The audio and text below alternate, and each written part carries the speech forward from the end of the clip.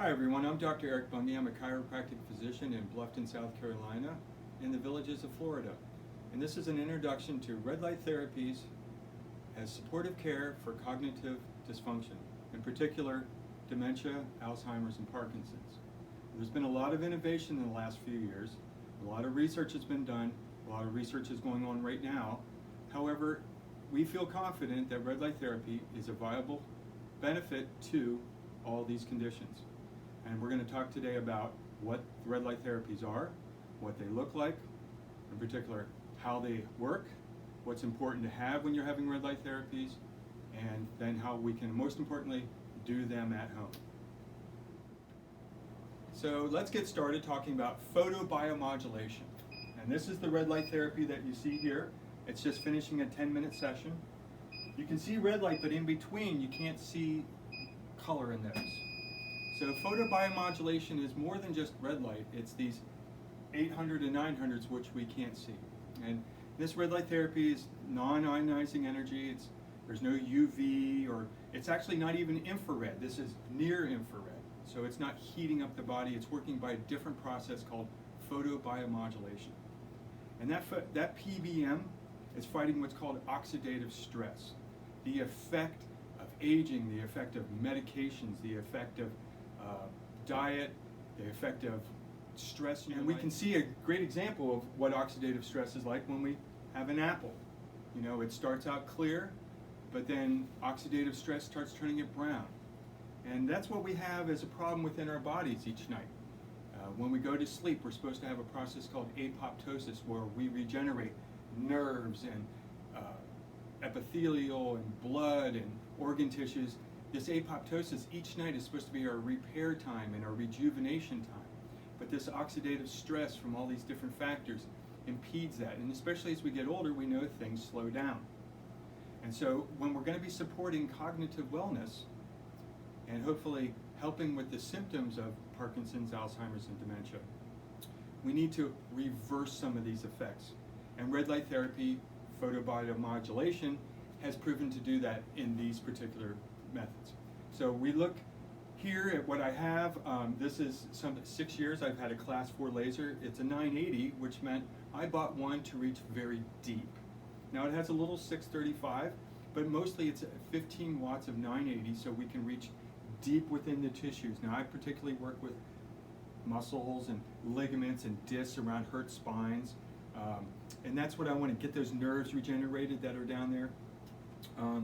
We also have the new Vielight bed for 1.5 years now, and my experience has shown that not all people are alike, that some people can't take a full dose, and this is very important with advanced, stronger red light therapies.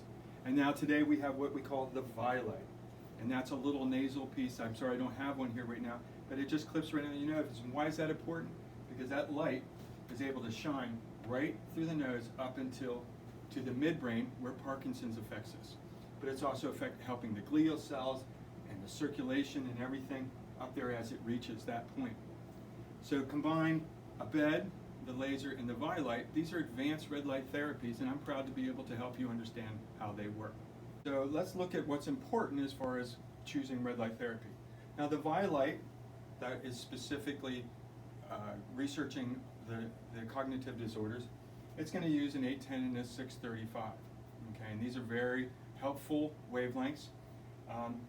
There's also greens, 528 in particular. And then there's the higher ones like the 980 and 1065. And these are in nanometers, okay? And so the higher nanometers we can't see with the visible eye, but of course we can see green and red. And there's some differences to those. We'll get into that in a second. But there's also the strength of it, okay, and the power, so to speak. And 10 hertz and 40 hertz. So it's not just a red light bulb that you see at the fitness center aiming at you, or it is actually very specific clinical grade red light therapy, wavelengths and powers. What exactly are they doing? They're turning this light energy into what's called mitochondria energy, which is, the official name is ATP. But we're also getting the benefit of releasing nitric oxide. So now that we know that we want specific wavelengths and powers, how do they work? What we're doing is we're taking light energy, these photons, and as they reach our cells of our body, all the different kinds of cells, they reach the mitochondria, which is the powerhouse of the cell. It's the thing that takes glucose and fat and stuff and turns it into energy the cell can use, and that energy happens to be called ATP. Well, this light energy, as it gently travels through the mitochondria, there's a molecule called CCO, and it's because of the oxidative stress we talked about, it has nitric oxide bound up to it, and it can't make ATP. And this is particularly important as we get older, or we have a lot of oxidative stress from exercise.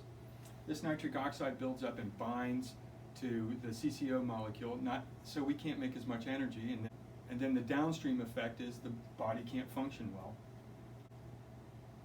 So the light energy dissociates the nitric oxide from the CCO, freeing up ATP, fast forwarding the energy that's available to the cell. And this bump forward happens in all the different kinds of cell that the red light therapy reaches, and it does it safely without side effects. So we've got specific wavelengths creating photobiomodulation within all different kinds of cells, and we have different ways of applying it. As I said, we can go intranasal with the Vielight, transcranial with the deep tissue laser, whole body with the Vielight or the arc LED beds. Okay, so here's a great example showing how this is going to help nerves and the glial cells in the brain. But we're going to start here with saying that there's two different kinds of red light therapy. To be complete in our explanation, there are lasers and there are diodes. Okay? And each of these come at different wavelengths, and they have different powers available to them. And of course, what I've worked with here is the better equipment, not only stronger, but more pure and focused. But it's important that you understand that diodes have a lot of scatter when they start going in, and that's why these wavelengths don't reach as deep. And then the laser, of course, they go in straight forever, and that's why they can penetrate. And they can reach through all different kinds of cell walls. Think of the powerhouse, the mitochondria, as like a little steamboat. I like saying that.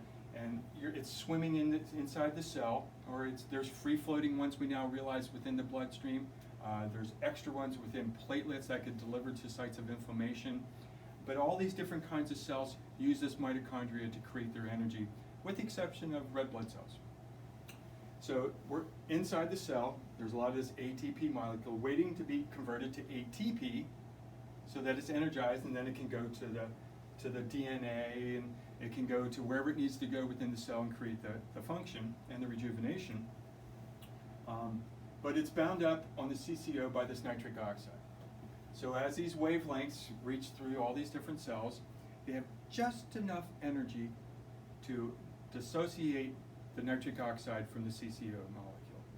So in other words, they don't have enough energy to create ionizing damage. They don't have a lot of energy like infrared to just create heat. There's just enough energy, each of these little photons, that as it passes by the CCO, dissociation of the nitric oxide happens, freeing it up, allowing the ATP to be converted to ATP, and then now the cell has this energy. So what are we really looking to do is counteract the effects of aging, counteract the effects of oxidative stress from a slow energy metabolism, poor diet, and medications. We're trying to, it's 35 years I've worked with the vascular system in different capacities, and I've really come to understand how difficult it is for most of us to realize how bad off this vascular system becomes. It's getting oxidative stress 3 meals a day. It's exponentially increasing that with exercise and not resting, or dramatic stress. Think about the plaque that's forming in the inside of our arteries. So what we're going to be focusing on right now isn't just the nerves of the spine, okay, which is why I use the laser for 6 years now, but the nerves within the skull.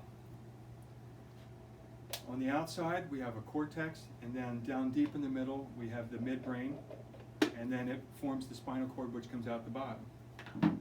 Imagine there's two halves, all the complexities get together in the middle, and then form one spinal cord. And where they get together in the middle, it's so dense with these little cell bodies that it's darker, and that's why it's called substantia nigra. And of course, the Vielight is found through the nose. We can reach that area directly. So the substantia nigra, the cortex, the spinal cord, all are nerve cells with these special helper cells called glial cells. And then of course there's a vasculature and the immune system, everything around that supporting it. And what we have to do is be able to get through the hair and the skin and the bone and the fascia and any vasculature and the dura mater, which protects the brain, to reach those brain cells, whether on the outside of the cortex or deep within. And this is what it looks like. You have a cell body, and then coming out of the cell body, these little synaptic junctions, and then they have these long axons that send it so it can travel. So back to the nerve cells that we're reaching. So around the nerve, as we get oxidative stress and slowed vasculature and the plaquing of all our arteries and decreased energy systems because we're just getting older, and maybe we're on a calorie restricted diet. You know, these nerves run on glucose. So many different variables that are stressing these nerve cells, but even more importantly, they're stressing the microglial cells around it. They're stressing the Schwann cells that create the myelin sheath, and oligodendrocytes that create the myelin sheath in the brain. Where the synaptic junction, there's little astrocytes that help keep the junk from building up and keep the channel clear. All these different cells have this mitochondria that they need energy to function. Gently reaching them is the goal of all photobiomodulation and red light therapy. It's been proven now, especially with the Vielight in laser with traumatic brain injuries, and even there's some that have shown that the whole body is helped with whole nerve inflammation, that this relief does come, and it comes fairly quickly, 10 to 20 treatments. And what we're seeing is that the astrocytes are able to help break up the amyloid plaque, and that's where 40 hertz seems to be very important. The Schwann cells start remyelinating these axons and allowing the certain nerve signals to travel.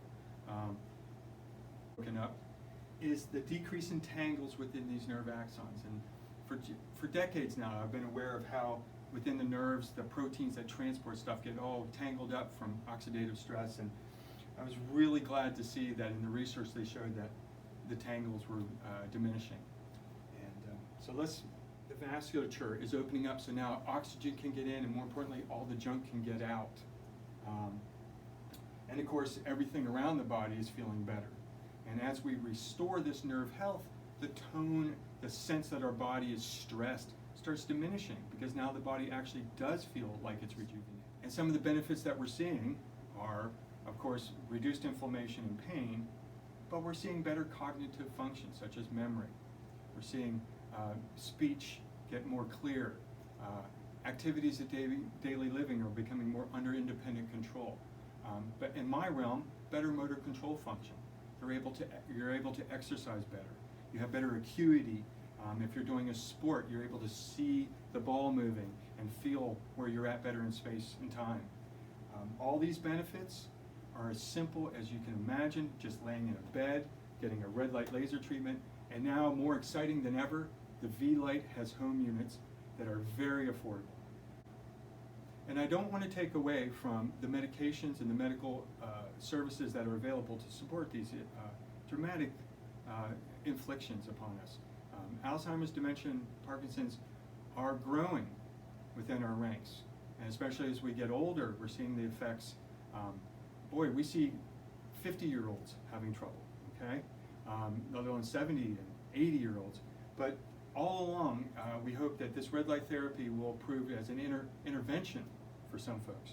But for those who are already starting to feel the symptoms, fatigue, can't exercise, lack of coordination and balance, trouble with memory, we do see hope, and there is promise. So the Vielight gives us a chance to do it at home. We can come in and I can do spot treatments with the laser, and if you have a red light bed available around you, I do suggest you add that to your regime. I do hope that my explanation of photobiomodulation and red light therapy as supportive care for dementia, Alzheimer's, and Parkinson's has been helpful. It's very complex. I've tried to make it simple, and I look forward to being of help to other people with their questions. Thank you.